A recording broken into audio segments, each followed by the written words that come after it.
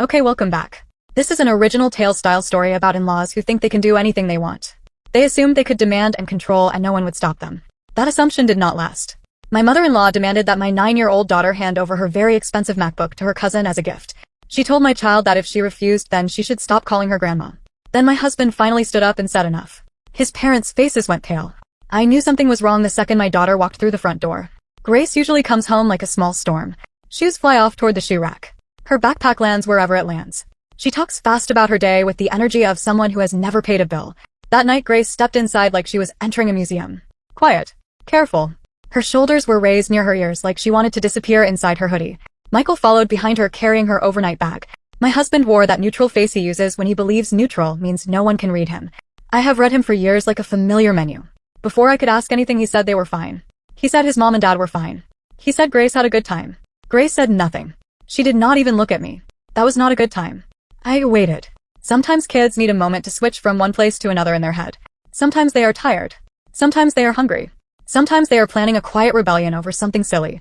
But Grace walked past me and went straight down the hallway and closed her bedroom door with a soft click. Not a slam. Not dramatic. Just final.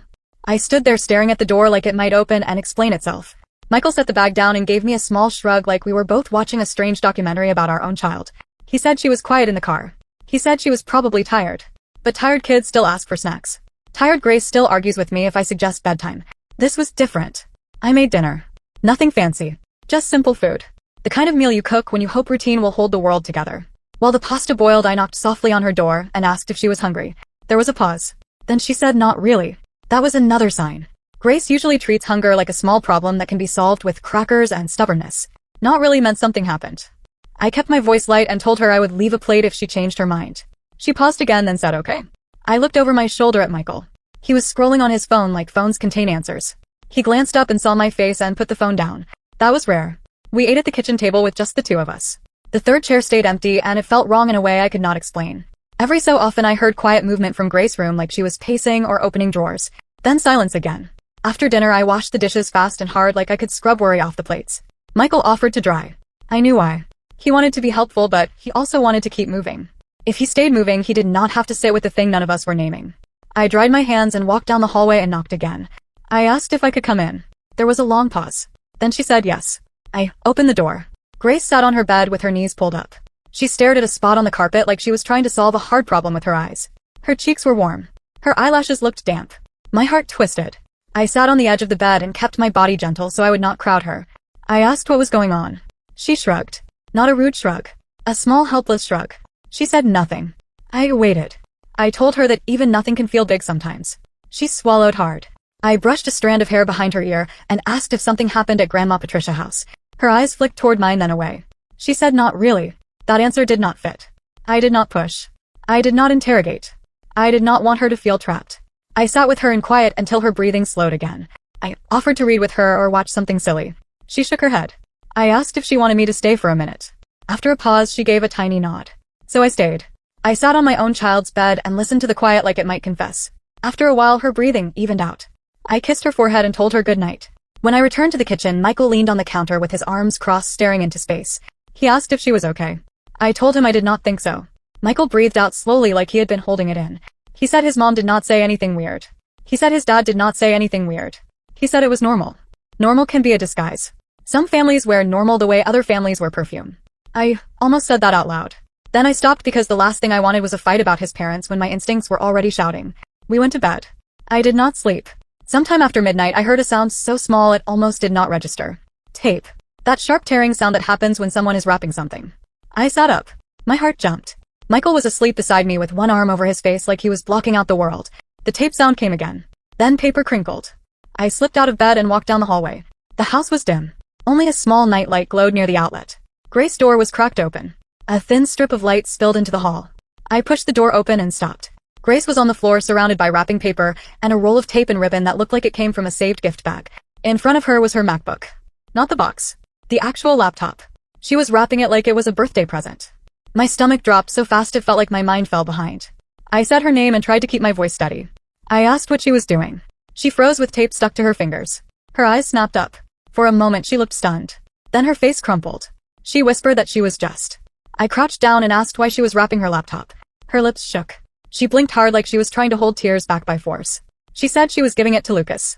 I stared at her. I asked what she meant. She repeated it with a shaking voice. My brain tried to make it make sense and failed.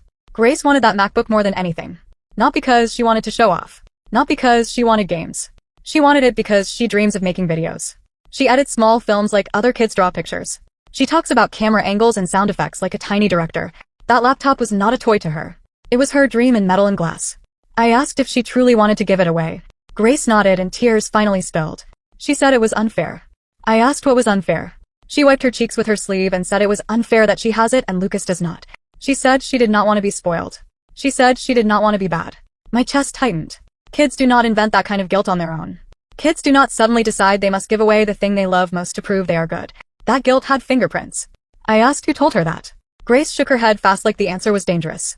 I told her I was not mad. I said I only needed to understand. I asked again who told her she had to do this. For a moment she just cried quietly like her body finally gave up on holding it in. Then she whispered Grandma Patricia. My blood turned cold. She added that Grandpa George was there too like she did not want to leave him out. I asked what Grandma Patricia said. Grace's voice got smaller. She said Grandma Patricia told her it was not okay for her to have something so fancy when Lucas does not.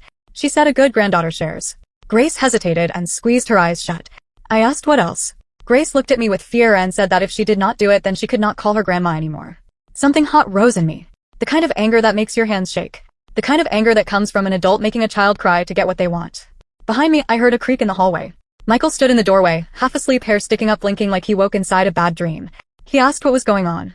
Grace looked at him then down, clutching the wrapping paper like it was a lifeline. I told Michael the truth. I told him his mother told our child she could not call her grandma anymore if she did not give Lucas the laptop. Michael stared like he could not understand. Grace nodded miserably. Michael crossed the room and kneeled in front of Grace. He asked her softly if Grandma really said that. Grace nodded again. Michael's jaw tightened. He looked up at me and I saw something I rarely see when it comes to his parents. Not patience. Not diplomacy. Not the urge to smooth everything over. Something harder. He stood up. Then without a word he pulled out his phone. It was late. The house was dark. Our daughter was crying on the floor in wrapping paper. And my husband, who avoids conflict, was unlocking his phone like he was about to do something bold. I started to say his name. He did not look at me. He said no. Quiet. Final. Grace watched him like he was walking into a storm. I watched him the same way. Michael chose a video call. He did not explain why, but I knew. If you can see a face, people cannot pretend later that you misunderstood. They cannot hide behind tone. They cannot rewrite the moment as easily. I stayed off to the side behind Michael so I could see the screen. Grace sat on her bed, hugging a pillow and watching with wide, frightened eyes. Patricia and George appeared on the screen. The camera angle was off. Patricia leaned forward and blinked like she just remembered the time. She said it was late. George squinted at the screen and lifted a slow, small wave. They did not look sleepy. They looked caught.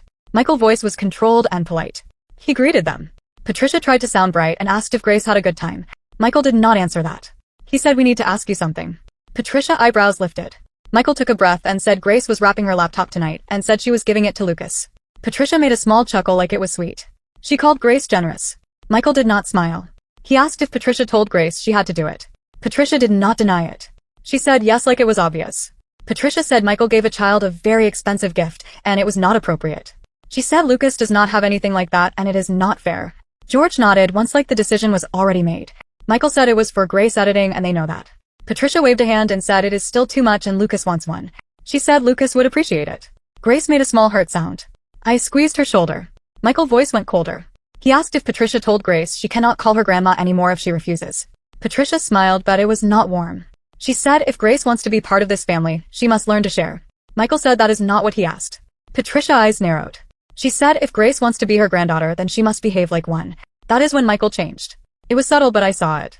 The part of him that tries to keep everyone comfortable disappeared. Michael pushed his chair back and stood up. Even through the screen he stood tall and still. Patricia blinked. George sat straighter. Michael's voice was quiet but heavy. He said if you want to be Grace's grandparents then you need to behave like it. Patricia tried to speak. Michael cut in with a single word, no. The word landed like a locked door. He said they do not threaten a child's love to get what they want. He said they do not guilt a child into giving up something important. He said they do not use family as a leash. Patricia's face went pale. George's mouth opened then shut. The silence that followed was shock. Michael looked at the screen and said we are done. Then he ended the call. No apology. No softening. No negotiation. He turned to Grace and kneeled in front of her. His voice softened but his message stayed firm. He told her she is not giving her laptop to Lucas. He asked if she understood. Grace's eyes filled and she nodded. Michael held her hands and told her she does not have to give up something she loves to make adults happy. He said that is not love. He said that is not family. Grace whispered that Grandma said. Michael said he does not care what Grandma said. Hearing him say that made my stomach flip in the best way. He told Grace that if Patricia wants to be her grandma, then Patricia will act like one, not the other way around. Grace let out a shaky breath like she had been holding it all night. Michael looked at me and said, "We are not going tomorrow." I knew what he meant. Lucas' birthday. Michael typed a short message and sent it. No debate. No long explanation. He sent it and that was that. We were not going. Later Grace slept. Michael sat at his computer looking tired in a deep way. The tired of someone who has been holding up a wall for years and finally realizes he can put it down. He said he has been paying for them for so long. I sat beside him and said I know. He said he kept telling himself it was temporary. He said they just needed help.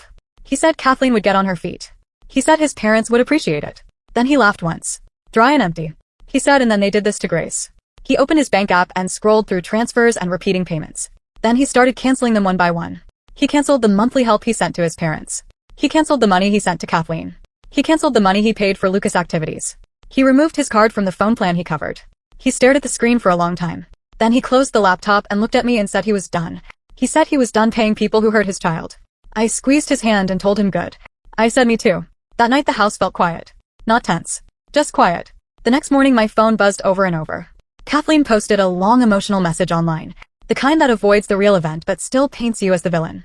She claimed Michael threw a tantrum and cut them off right before Lucas' birthday. She claimed we dragged adult problems onto a child and ruined the day. Then she used Grace's name. She said Grace refused to help her cousin and hurt him.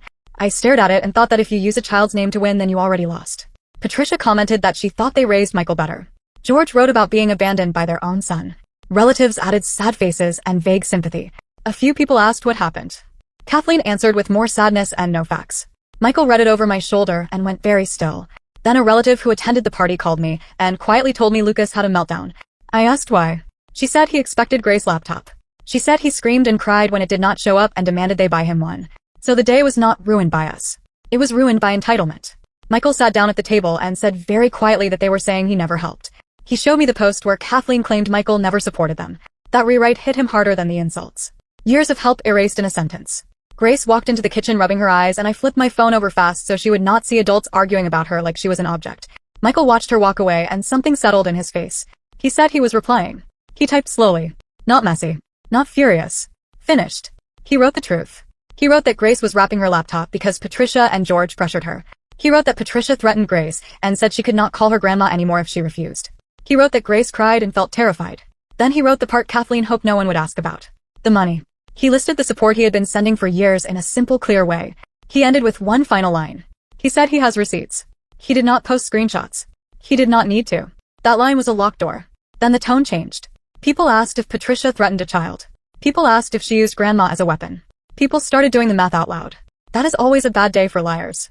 Kathleen stopped replying. Patricia and George stopped commenting. For the first time the silence felt like relief. Weeks later the doorbell rang. Michael opened the door and Patricia and George stood on our porch with Kathleen behind them. Patricia held a store cake in a plastic container like it was a peace offering. She smiled and said hello and offered the cake. Michael looked at the cake and then at his mother and asked what she wanted. Patricia said she wants to move forward. She said they understand now. She said they overreacted. She said we should go back to how things were. There it was. Michael said no. Patricia looked shocked. Michael told her they were not here because they were sorry. He told her they were here because the money stopped and the sympathy trick did not work. Patricia tried to deny it. Michael raised a hand and kept going. He said if they want contact with Grace it will be on his terms. He said no money. None. He said they will apologize. They will behave. He said visits will be supervised. They do not get private access. They do not get to guilt Grace. They do not get to threaten her. He said if he hears one more request for money or one more attempt to manipulate Grace then they will not see her at all. Patricia stared at him like he was a stranger. George looked stunned. Kathleen's face went red with anger and embarrassment. Patricia said he changed. Michael nodded once and said yes. Patricia offered the cake again like sugar could replace accountability. Michael did not take it. They left. When the door shut Michael let out a long shaky breath like he had been holding it for years. I hugged him and he hugged me back. And in that quiet I understood something important. Boundaries do not only protect children. They also protect adults who were trained to believe they were not allowed to have any. Months later our life looked different. Not because we moved. Not because we got lucky. Because we stopped paying for other adults' comfort. Without that monthly drain we could breathe. We were not suddenly rich but we were not always calculating. We took Grace on small trips and simple weekends that felt special because we were not stressed the whole time. Grace seemed lighter, like she was no longer carrying the invisible job of keeping grown-ups happy. Michael changed too. Less tense. Less apologetic. More grounded. Patricia and George tested boundaries a few times. Little pushes. Little tricks. Attempts to slide back into the old normal. Each time Michael held the line. Eventually they adjusted. Now they see Grace on a regular schedule. Always supervised. Always with us present. No private talks. No secret ice cream trips. No whispering guilt in the car. Grace enjoys visits more now because she is not afraid. She knows we are right there. Kathleen and Lucas adjusted too. Without our support, Kathleen had to cut extras. They still had enough for basics. What they lost was the cushion and the upgrades they felt entitled to. It became clear that they did not need Michael to survive. They wanted him to keep their comfort level. Our home is happier now. Grace is secure. Michael is free from being the family bank. And Patricia cannot weaponize the word grandma anymore because that word is not something Grace has to earn by giving things away.